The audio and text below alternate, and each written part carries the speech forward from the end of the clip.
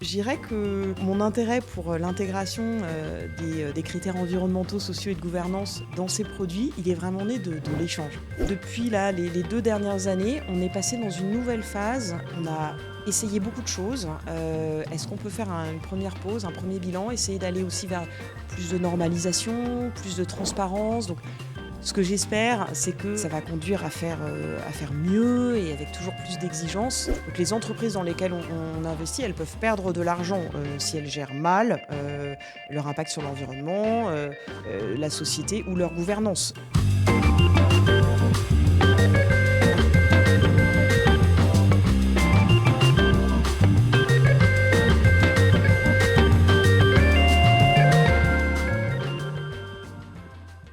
Bonjour et bienvenue dans le podcast de l'IF. Ce podcast a pour objectif de créer un espace de discussion pour les professionnels de la RSE afin d'échanger des perspectives, des idées et des expériences pour tous ceux qui travaillent dans l'ESG ou s'y intéressent de près. Aujourd'hui, j'ai le plaisir d'accueillir Isabelle Mila, qui est Head of Sustainable Finance des départements Market et Barclays Europe chez Barclays. Elle est une experte reconnue de la finance et des investissements durables. Elle a fait carrière à la Société Générale avant de rejoindre Barclays et s'occupe aujourd'hui de tous les projets très ambitieux pour la finance durable chez Barclays Europe. Bonjour Isabelle. Bonjour, merci beaucoup de m'avoir invitée. Je suis ravie d'être là. Merci beaucoup de venir nous voir. On pourrait commencer par votre parcours. Comment vous êtes-vous dirigé vers une carrière ESG ? Qu'est-ce qui vous a emmené ? Est-ce qu'il y a eu un élément déclencheur ?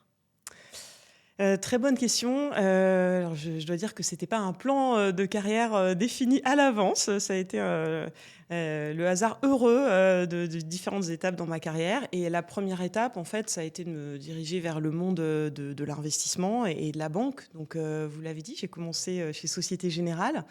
Et j'ai occupé pendant 10 ans différents postes au sein des activités de marché. C'était à Paris et à New York. C'était toujours des postes qui accompagnaient les équipes pour créer des produits d'investissement plutôt sur mesure pour des clients comme des compagnies d'assurance, des fonds de pension ou encore des banques privées ou des banques de détail. Je dirais que mon intérêt pour l'intégration des critères environnementaux, sociaux et de gouvernance dans ces produits, il est vraiment né de l'échange. De l'échange avec des équipes, Société Générale, et puis à l'extérieur, des partenaires, des clients. Donc, dans les équipes Société Générale, c'est en particulier les équipes qui faisaient de la recherche ESG, pour environnement, social, gouvernance, qui avait commencé dès 2006, alors que là, le moment dont je parle, c'est plutôt 10 ans plus tard, c'est en 2016.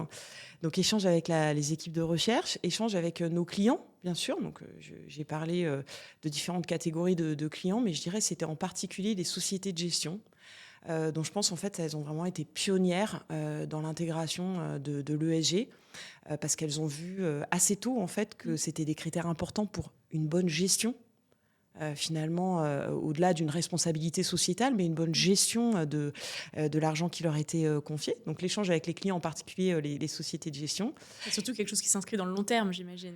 Alors en plus, et donc là, c'est vrai que c'est très juste. Dans les clients, ceux qui en parlaient le plus et le plus tôt, c'était des investisseurs de long terme.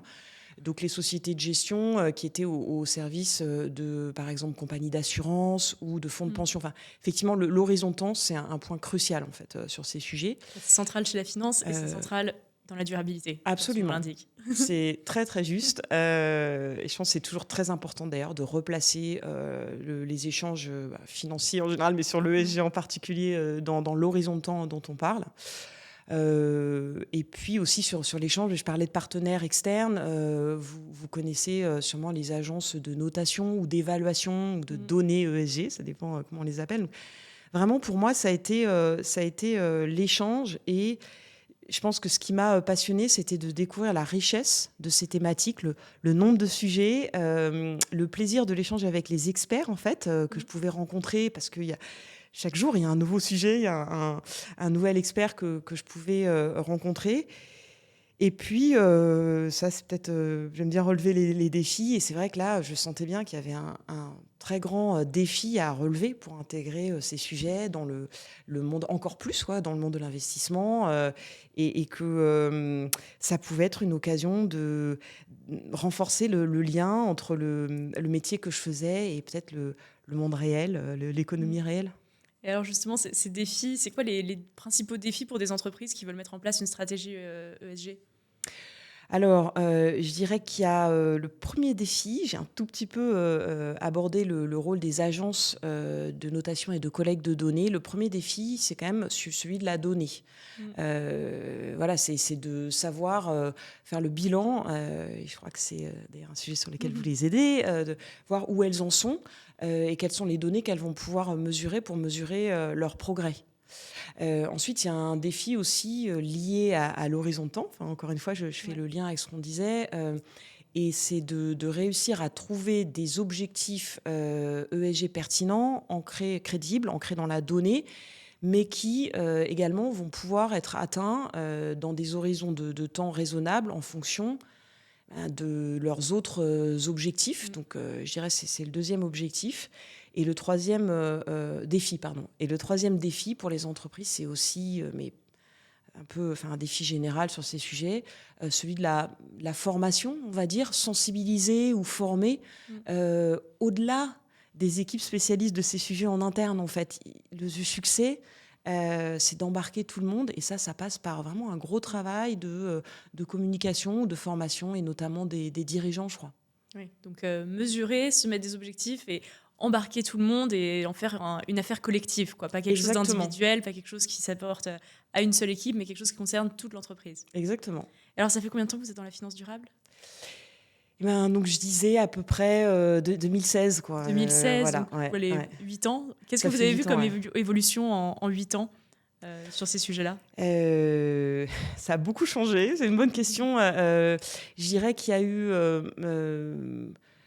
quand même il y a eu un certain engouement, et avec un pic que je mettrais autour de 2021-2022, où tout le monde s'intéressait au sujet. Et je dirais que depuis les 2 dernières années, on est passé dans une nouvelle phase que je trouve intéressante, et je pense qu'il peut être vertueuse, où il y a un peu aussi un bilan, la volonté de dire, voilà, on a essayé beaucoup de choses. Est-ce qu'on peut faire une première pause, un premier bilan, essayer d'aller aussi vers plus de normalisation, plus de transparence. Donc, ce que j'espère, c'est que ça va conduire à faire mieux, et avec toujours plus d'exigences, bien sûr, et pas à faire une pause durable. Donc, mais je trouve que c'est assez sain d'avoir cette phase de bilan et d'amélioration. Donc en fait, ce que vous disiez tout à l'heure sur les défis, c'est comme si nous, en tant qu'économie, en tant que société, on était à la partie 1 que vous avez donnée tout à l'heure, mesurer, et maintenant on se fixe des objectifs, et il n'y aura plus qu'à les faire en embarquant tout le monde. Voilà, il y a d'ailleurs des entreprises, beaucoup, qui sont déjà fixées des objectifs, etc. Mais c'est vrai qu'aujourd'hui, c'est une phase intéressante où il y a des alliances qui se forment d'entreprises ou d'ailleurs d'institutions financières pour essayer de comparer les objectifs, pour essayer de voir quelles sont les meilleures pratiques. Voilà, c'est un métier qui force à avoir beaucoup d'humilité, parce que en fait, on fait le mieux possible chaque jour, mais on sait très bien que demain, il faudra faire mieux, parce qu'il y aura une nouvelle donnée disponible, une nouvelle pratique de marché qui aura émergé. Donc, est-ce que vous avez l'impression que hier, les bons élèves, c'était ceux qui mesuraient, et que là, on va commencer à vraiment s'intéresser à ceux qui agissent au-delà de la mesure ? Alors oui, complètement. Et c'est une très bonne remarque. Je pense qu'on va s'intéresser à ceux qui agissent et à ceux qui se fixent. Donc, c'est plus seulement une mesure de là où on en est ou de ce qu'on a fait par le passé. C'est se fixer des cibles et viser à améliorer en fait les mesures futures par l'action. Donc c'est compliqué de faire des scénarios, mais aujourd'hui on en est vraiment là. Il y a toujours une volonté de chiffrage, mais qui est moins tournée vers le passé, qui est plus tournée vers l'avenir. Et c'est un défi, parce que l'entreprise, elle fait partie d'un écosystème, et elle va dépendre du plan de transition. Des autres. de l'ensemble de l'économie. Donc c'est vraiment un besoin, on pourra en reparler éventuellement, mais voilà, elle s'inscrit dans un tout. C'est quelque chose que nous on remarque aussi chez Greenly, c'est qu'il y a quelques années, nos clients, ils voulaient reporter pour dire qu'ils l'avaient fait. Maintenant, ils veulent reporter pour réduire. Et donc c'est un peu à ça que ça faisait écho, ce que vous disiez. Et alors, qu'est-ce que vous voyez comme principale tendance et à votre avis, quelles vont être les évolutions qui vont arriver dans les années à venir ? Alors j'aimerais bien avoir une boule de cristal sur les marchés financiers, ce serait très très Très utile. utile. Mais première évolution, on vient d'en parler. Donc une mesure, mais plus seulement tournée vers le passé, une mesure tournée vers l'avenir. Je dirais ensuite, en termes de thèmes dont les clients parlent de plus en plus, c'est le thème de la transition. C'est cette prise de conscience qu'il n'y a pas un interrupteur qu'on va pouvoir, sur lequel on va pouvoir appuyer pour devenir... Je suis green. Voilà, ce serait fantastique. Mais et donc, c'est cette idée de se fixer une trajectoire, notamment une trajectoire de décarbonation la plus rapide possible, parce que l'urgence est là, mais ça reste quand même une trajectoire avec des étapes. Donc, c'est cette idée de quelle est la transition qui est suffisamment crédible, suffisamment rapide, et un reflet de ça, donc ça c'est le côté entreprise, dans les institutions financières, pour accompagner la transition.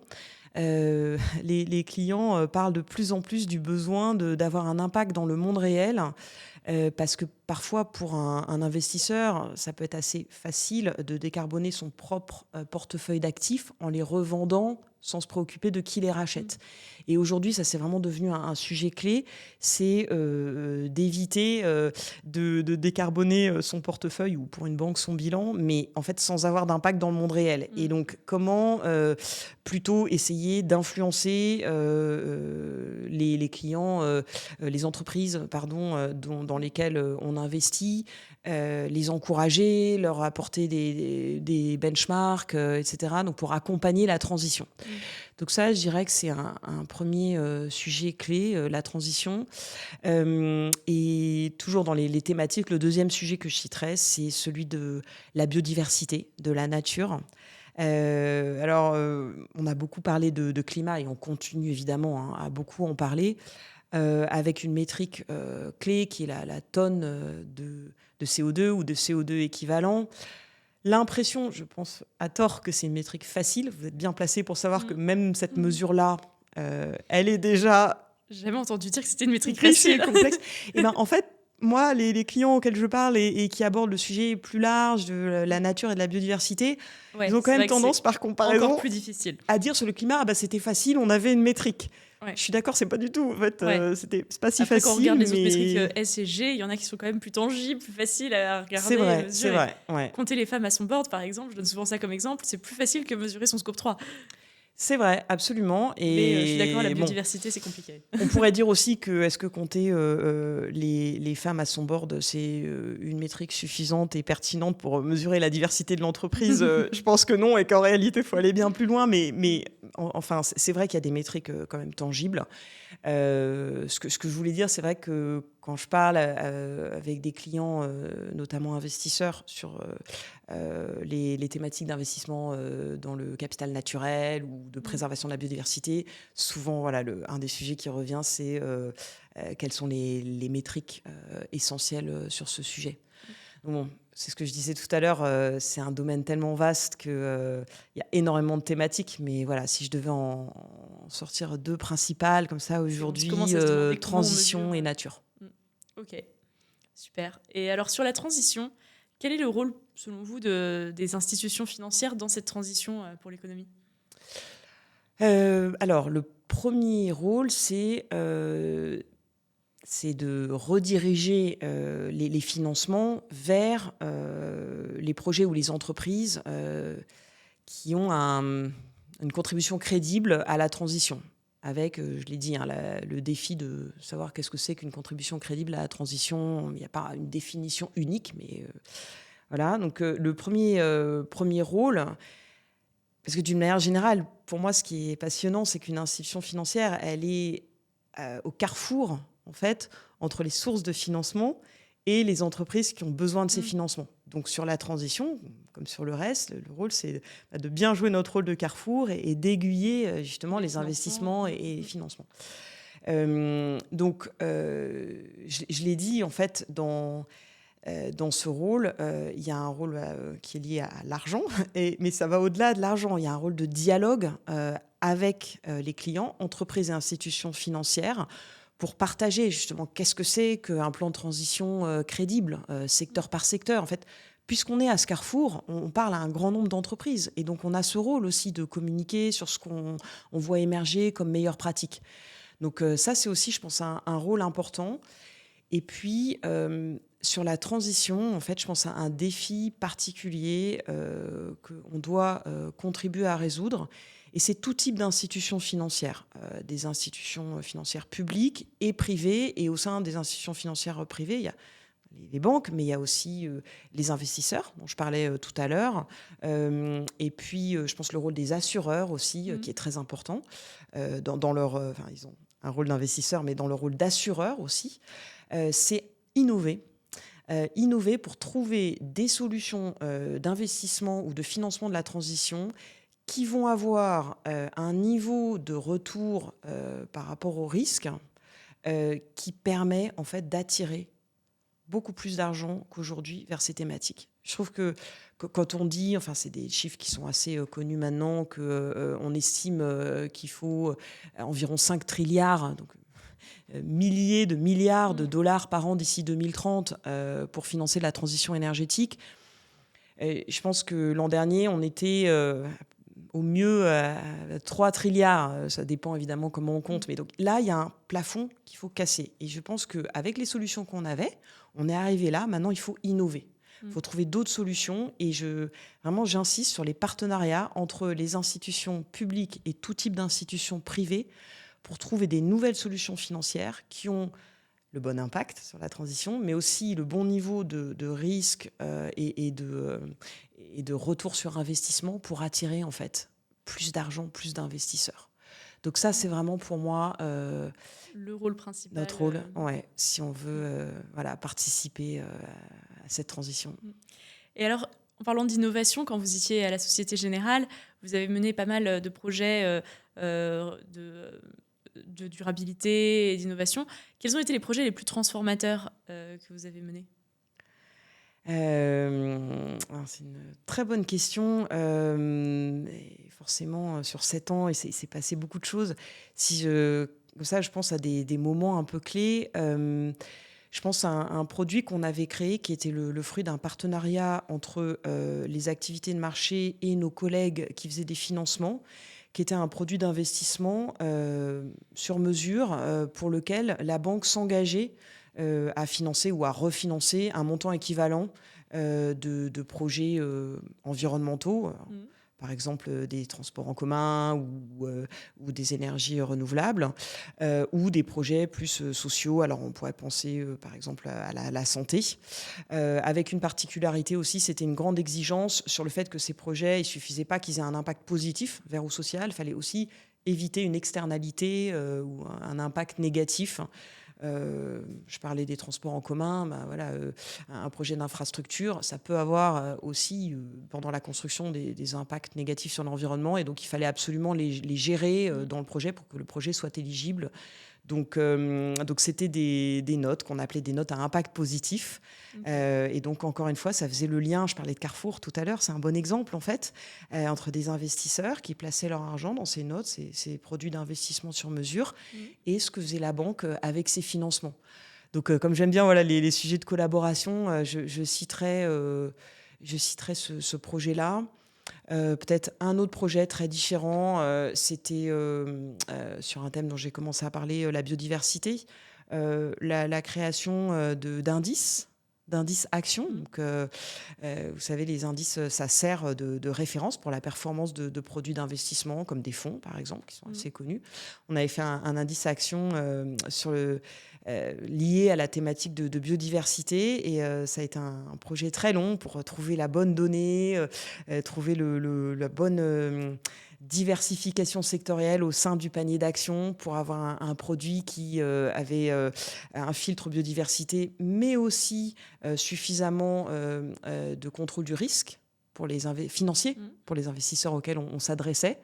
Donc ça a été un projet très long et quand on a fini par réussir à le créer, c'est un produit qui a eu du succès. Ouais. Donc voilà, peut-être pour terminer, en fait, finalement, quand je repense à cette expérience, il y a les exemples de produits tangibles.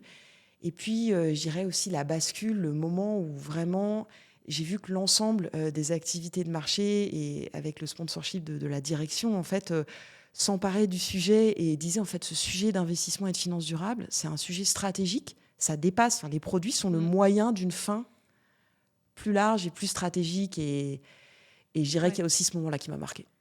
Ouais, ça c'est super et je voudrais y retourner. Mais d'abord, j'ai envie de parler de cet indice biodiversité. Il y a beaucoup d'indices ESG qui existent. Qu'est-ce que vous en pensez de ces indices ESG généraux? Alors, comme il y en a des milliers, c'est difficile de dire ce que j'en pense d'une manière générale. En fait, ce que j'en pense, c'est qu'il faut absolument, quand on parle de ces produits, prendre le temps de regarder ce qu'il y a dedans, en fait. Ça paraît simple et en fait, prendre le temps, c'est pas quelque chose de simple aujourd'hui, mais pourtant, chaque produit est différent et je trouve que c'est crucial de regarder quels sont les différents critères, les différentes métriques qui sont utilisées, quel est le seuil aussi qui est appliqué. Oui, parce que parfois on va investir dans des trackers ou dans des paniers ESG en se disant c'est super, ça va financer la transition, alors qu'en fait il s'agit de critères ESG, par exemple de gouvernance, quoi. Quelqu'un qui aurait plein de chartes et un super board avec toutes les institutions de contrôle n'a pas forcément un impact positif sur la planète. Ça peut être une entreprise très polluante, mais aurait un super score ESG dans ces trackers-là. Et c'est pour ça que je posais la question, c'est que quand on met tous les critères ensemble, en fait, ça n'a plus aucun sens. Et donc, cet indice spécialisé sur la biodiversité, c'est assez innovant, justement. J'en ai jamais entendu parler. Et justement, enfin, je suis contente que vous preniez le temps de poser cette question, parce que c'est vrai que il y a énormément d'indices. Et donc, mais pour simplifier un peu, on peut dire que dans l'investissement ESG, il peut y avoir une volonté de limiter un risque financier. Donc les entreprises dans lesquelles on investit, elles peuvent perdre de l'argent si elles gèrent mal leur impact sur l'environnement, la société ou leur gouvernance. Donc on peut parler de la matérialité financière des critères ESG qui sont parfois appelés critères extra-financiers, alors que pourtant... Et donc il y a une version qui est de regarder vraiment le risque et proposer un produit dont... par exemple, la société de gestion, si on parle d'un fonds, d'un tracker, considère qu'en intégrant ces critères, le produit va être financièrement moins risqué. Et de l'autre côté du spectre, on peut avoir un produit qui cherche plutôt un impact, donc soit un impact positif, soit un limiter un impact négatif.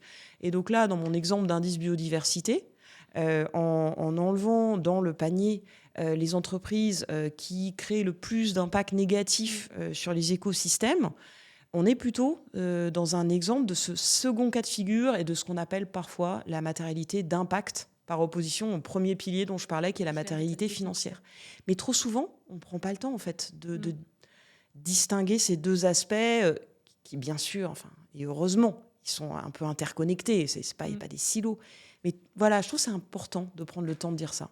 C'est important, c'est cette double matérialité. C'est quelque chose qui est nouveau pour beaucoup de personnes, mais en tout cas qui est devenu beaucoup plus visible avec la CSRD. Exactement. Il y a quelques années où on parlait de ces deux matérialités, il fallait vraiment expliquer le concept. Là, je pense que, en tout cas, les personnes qui sont concernées par l'ESG et qui regardent ça de près, ils connaissent par cœur la CSRD. Donc, double matérialité, ça commence à être un peu un concept plus populaire. En Europe, et c'est une très bonne remarque dans les tendances actuelles, la réglementation. C'est sûr que ça fait une révolution du marché. Enfin, c'est important de le mentionner. Alors, avec tout un tas en plus de nouveaux acronymes dans un domaine qui n'avait pas besoin d'un acronyme de plus. Mais la CSRD, ça fait partie des réglementations phares. Et c'est pour quelqu'un qui fait mon job, c'est très intéressant d'observer cette évolution, l'impact que ça a sur les clients et aussi dans un rôle qui est global comme le mien, d'observer les approches des deux côtés de l'Atlantique. Ça, voir comment la C'est CSRD n'est fascinant. pas qu'un sujet européen. Alors déjà, c'est pas un sujet européen parce que même une entreprise qui est hors de l'Europe mais qui a des activités en Europe peut être concernée. Et je voulais même évoquer l'approche des régulateurs ou du politique en général, avec une approche qui peut être plus dans le contrôle, la réglementation, l'interdiction, le fait de pénaliser certaines activités, ou une approche qui peut être plutôt incitative, d'apporter par exemple des incitations fiscales, comme ça a été fait plus tôt aux États-Unis, dans le cadre de l'Inflation Reduction Act. Donc ça, c'est assez fascinant d'observer les différences. Ouais, et il y en a des différences entre l'autre partie de l'Atlantique et l'Europe en termes de maturité. Absolument. Ouais. Mais je trouve que ça fait la richesse, enfin c'est ce que je disais, ça fait la complexité du job, ça fait la richesse aussi. Et encore une fois, je reviens au terme d'humilité. Il n'y a pas une seule approche qui est reconnue par tout le monde. Donc, il faut être très à l'écoute des besoins de chaque client. C'est une bataille qu'on gagnera ensemble. On est la même planète. Absolument. Absolument. Et alors, quelque chose sur lequel tous les investisseurs sont d'accord, c'est qu'ils veulent de la performance financière, ils veulent de l'argent. Comment on concilie cette performance financière et la performance durable et tous les enjeux ESG ?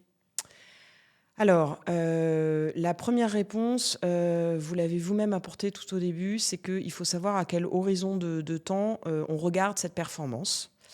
Il faut savoir aussi par rapport à quoi on juge la performance. Est-ce que c'est une performance absolue ou est-ce que c'est une performance par rapport à un benchmark ?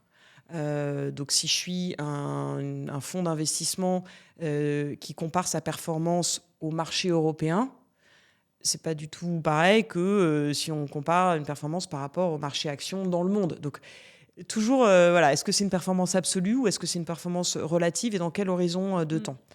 Ensuite, je reviens à ce que on décrivait tout à l'heure comme la matérialité financière de l'ESG. Les sociétés de gestion ont montré depuis longtemps que leurs gérants savaient identifier certains critères, en fait, ESG, mais qui pouvaient avoir un impact pour réduire les risques financiers ou voire améliorer la performance financière. Donc ça a été une autre façon dont les sociétés de gestion et la recherche aussi ont montré qu'on pouvait réconcilier les deux. Et ensuite, et je termine par là, c'est le plus important, et ça reboucle avec le sujet du politique dont je parlais à l'instant. En fait, l'entreprise ou la finance, c'est pas un monde à part hors sol. Elle s'inscrit dans l'économie. Et en fait,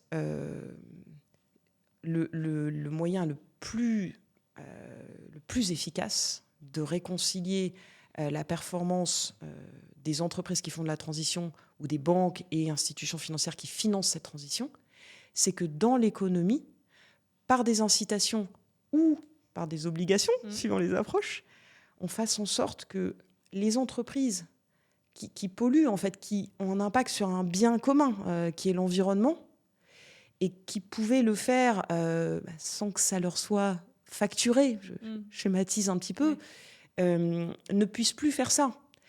Et là encore, enfin, c'est aux politiques élus de prendre cette décision. Vers quoi on souhaite faire évoluer notre économie et comment on fait pour que le cadre législatif et réglementaire mette ça concrètement, transforme ça en fait en impact financier. Et là, en fait, ça devient simple. Ouais, il y a le côté punitif de la loi de l'amende quelque part, mais il y a aussi le côté carotte de l'investissement. Absolument. Et là, je pense qu'il peut y avoir quelque chose. Enfin, on a beaucoup d'entreprises aussi qui veulent avoir une trajectoire de réduction pour attirer des financements. Donc, en fait, c'est aussi là où le rôle oui, absolument. Et là, ça fait le lien avec les initiatives de transparence, comme le reporting demandé par la CSRD. Parce que donc, ça encourage les entreprises à reporter un certain nombre d'indicateurs. Alors après, il faut voir quel est le nombre juste, sans aller peut-être trop loin, mais un certain nombre d'indicateurs. Et comme ça, les investisseurs ont cette information, peuvent en tenir compte. L'information, ça crée un dialogue, ça crée de l'action. C'est ce que vous avez dit tout à l'heure. C'est pas la mesure pour la mesure, c'est la mesure pour l'action. Et c'est absolument crucial en fait pour qu'il y ait un dialogue et un dialogue sain et efficace. Ça commence par la transparence et là, la réglementation peut aider. Oui, c'est vrai. Et alors, en parlant de cette mesure, comment vous mesurez l'impact des décisions d'investissement dans ce carrefour qu'est la finance durable qui redirige les investissements vers les meilleurs projets? Comment vous mesurez si vous Mmh. avez bien fait votre travail? Alors, déjà moi dans mon c'est un petit ce que j'ai un peu expliqué, dans mon travail à moi, je n'investis pas, Mmh. de façon, directe. En fait, Mmh. moi, je m'adresse à des investisseurs. Ouais. Donc la banque, bien sûr, fait des financements. Mmh. Donc là, il y a besoin de mesurer les impacts de ces financements. Moi, dans mon métier, je m'adresse à des investisseurs et pareil, ils vont avoir besoin de mesurer. Donc comment on fait ça? D'un côté comme de l'autre, hein. La première étape, c'est toujours, j'y reviens, c'est la donnée. C'est Mmh. d'avoir d'accès à la donnée et si possible la donnée la plus homogène possible. Alors sur des régions, par exemple en Europe, voilà, il y a une réglementation qui vise à créer une homogénéité de la donnée. On sait qu'aujourd'hui, dans différentes régions du monde, on n'en est pas Mmh. exactement au même point. Donc ça, c'est le premier défi à relever, c'est collecter la donnée et essayer de chercher à avoir quelque chose d'homogène quand on a des financements pour la banque ou des investissements pour les clients investisseurs qui sont en fait dans beaucoup de régions du monde. Ensuite, à nouveau, je reviens à ce que je disais pour la performance financière, mais c'est vrai aussi pour la performance sur les sujets d'impact. C'est est-ce qu'on regarde une performance en valeur absolue ou est-ce qu'on regarde une performance relative? Et si on fait une performance relative, quelle est la bonne base Mmh. crédible de comparaison? Comment on se compare à des pairs, mais des pairs qui sont plutôt les mieux disants que les moins Mmh. disants, par exemple. Donc ça, c'est aussi très important. Une fois qu'on a la donnée, c'est d'avoir une base de comparaison. Et je dirais la troisième chose qui est toujours aussi très importante, c'est que quand on fait ce type de mesure, il faut toujours chercher une vérification indépendante. Donc, si je prends un exemple concret, par exemple, le marché des obligations vertes, l'émetteur de l'obligation va faire des rapports annuels d'impact. Et la bonne pratique, c'est d'aller chercher un auditeur indépendant Mmh. pour vérifier ça. Et c'est vrai dans les autres, je prends cet exemple pour avoir un exemple Ouais. concret, mais c'est vrai dans les autres cas de figure. Oui, c'est vrai un peu tout le temps, l'auditeur indépendant, c'est pas créé avec le SG aussi, on l'a aussi en C'est vrai, finance. c'est très Ouais. vrai. Mais Mmh. ouais, en tout cas, c'est important de l'avoir sur les Mmh. sujets de SG et d'impact. Super. Et est-ce que selon vous, il y a un leadership, de la finance durable qui est, particulier? Donc vous voulez dire, en tant que leader, par exemple, dans mon Ouais. organisation? Ouais. Heu, c'est une très bonne question. Je me pose souvent beaucoup de questions, donc j'aime bien quand on m'en pose que je ne me suis pas encore posée. J'adore. Je, je pense que, c'est un sujet, d'innovation constante. Donc on ne peut pas avoir un leadership, par, l'exemple de ce qui a été fait par le passé. Il faut un leadership qui encourage, cette recherche de nouvelles idées, donc qui guide, qui aide, voilà, on peut avoir 10 idées par jour, et donc il faut assez rapidement faire le tri pour ne pas se disperser. Mais pour moi, c'est le leadership qui trouve ce juste équilibre entre encourager l'exploration Mmh. et au bon moment, voilà, fermer certaines pistes, au moins de façon temporaire, pour ne pas se disperser. Mmh. C'est aussi, bah, j'y reviens toujours, hein, désolée, je me répète, mais un leadership d'humilité parce que c'est un leader qui n'a pas la réponse à tout à l'avance. Donc, c'est un leader qui va apprendre, par l'échange aussi avec ses équipes. Et puis, je dirais, le troisième facteur, probablement, un leadership d'influence.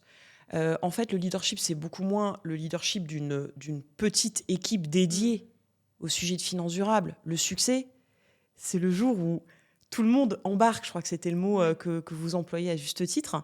Et donc, c'est un leadership d'influence pour, en fait, aller parler à un grand nombre d'équipes, leur donner envie, leur montrer l'intérêt bah, économique et Mmh. d'impact, en fait, d'intégrer dans leurs activités les dimensions ESG, ou la transition, qui est, comme je disais, une thématique importante.